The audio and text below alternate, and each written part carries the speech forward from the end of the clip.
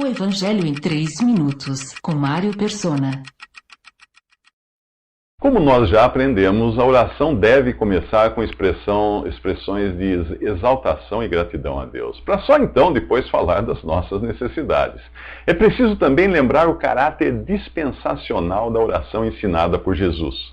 Ela foi dada numa época quando a igreja ainda não existia, e o Espírito Santo estava com os discípulos, mas não habitava neles. No Evangelho de João, Jesus lhes diz: o Espírito da verdade vive com vocês e estará no futuro em vocês. João capítulo 14, versículo 17.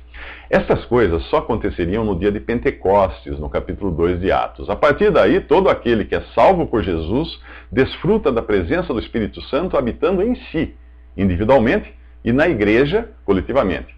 Enquanto Jesus estava no mundo, o Espírito Santo agia nos discípulos de fora para dentro. Hoje, o Espírito Santo Consolador age no crente de dentro para fora.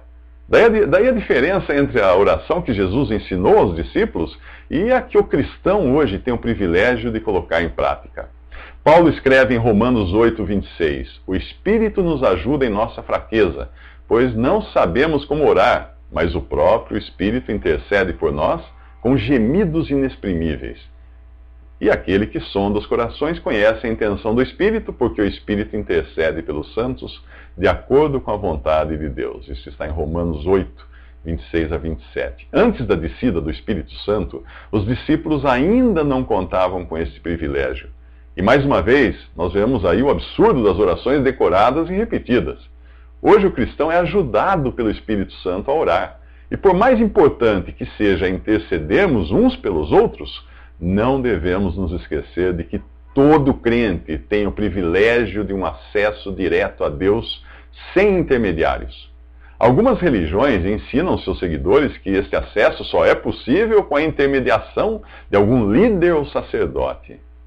Porém, o cristão esclarecido, ele sabe que desde os tempos de Satanás, no Éden, as coisas neste mundo funcionam na base da manipulação, dominação e controle. Paulo se preocupava para isto não acontecer. Aos Coríntios ele disse: a minha mensagem, a minha pregação não consistiram de palavras persuasivas, de sabedoria humana, mas de demonstração do poder do Espírito, para que a fé de vocês não se baseasse na sabedoria humana, mas no poder de Deus. Isso está em 1 Coríntios 2, de 4 ao 5. E aos Filipenses, ele escreveu assim: meus amados, como sempre vocês obedeceram, não apenas em minha presença, porém muito mais agora na minha ausência, ponham em ação a salvação de vocês com temor e tremor, pois é Deus quem efetua em vocês tanto o querer quanto o realizar. Filipenses 2, de 12 a 13. Portanto, se você já creu em Jesus, desfrute do acesso direto que você tem ao Pai, sabendo que Ele é capaz de fazer infinitamente mais do que tudo o que pedimos ou pensamos, de acordo com o seu poder que atua em nós.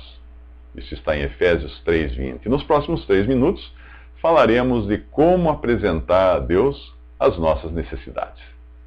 Visite 3minutos.net. Dúvidas? Visite respondi.com.br.